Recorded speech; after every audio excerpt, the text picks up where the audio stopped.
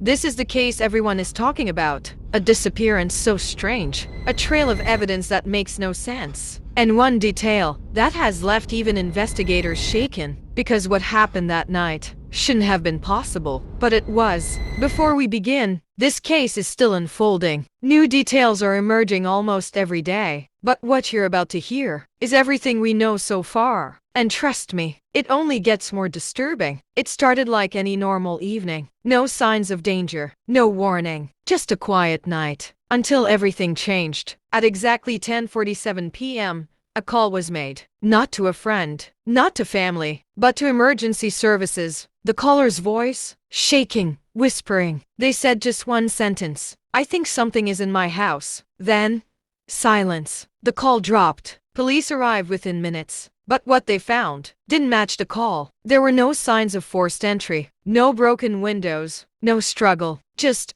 an empty house. But something felt wrong, very wrong, because inside, everything was still running. Lights on, TV playing, food left untouched. And one thing investigators couldn't ignore, the front door was locked from the inside. Then came the surveillance footage, and this is where the case took a turn. At 10:42 p.m., 5 minutes before the call, a shadow appears near the entrance. But here's the problem. No one enters, no one leaves. Yet somehow, something was already inside. Even experts reviewing the footage couldn't explain it. As the story spread online, theories exploded. Some believe it was an intruder who knew the house too well. Others say this wasn't a break-in at all. And then, there are the darker theories. The ones people don't like to talk about, because they suggest something else entirely. Something unseen. But just when the case couldn't get any stranger, investigators released one final detail. Something they had been holding back. The emergency call? It didn't come from the victim's phone. It came from inside the house. A second device. One that wasn't registered to anyone. To this day, no arrests have been made. No suspects confirmed. And the question still remains. What really happened that night? Was it a carefully planned crime? A mistake? Or something we don't yet understand? What do you think happened? Let me know your theory in the comments. And if you want more cases like this, make sure you subscribe, because the next story might be even more disturbing.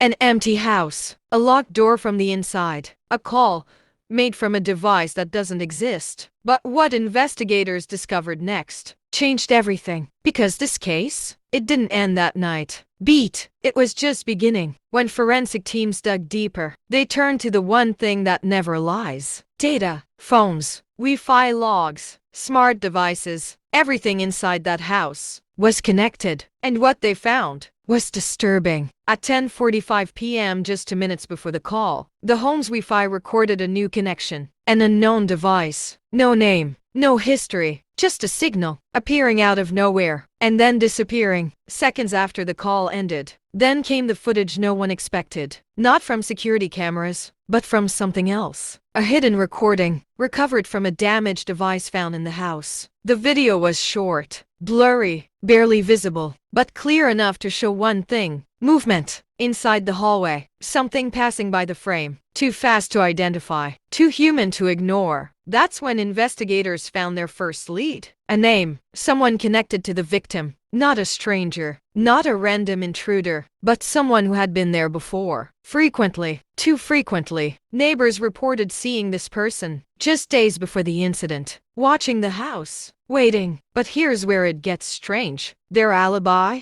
Completely airtight. Time-stamped, verified, miles away. So if they weren't there, then who was? Investigators went back to the scene, again and again, looking for anything they missed. And then they noticed it. A single detail, small but impossible. A chair, moved, not knocked over, not broken, just slightly repositioned, facing a different direction, as if someone had been sitting there, watching. By now, the internet had exploded. Millions of views, thousands of theories, people analyzing every frame, every second. Some claimed they saw a face in the footage. Others pointed out something even darker, a reflection in the window that didn't match anyone in the house. Authorities haven't released everything. Not yet. But one thing is clear. This case is far from over. And whatever happened inside that house may have been captured in more ways than one. part is where things get even darker. New evidence, a shocking discovery, and a twist no one saw coming. Subscribe now, because you don't want to miss what happens next.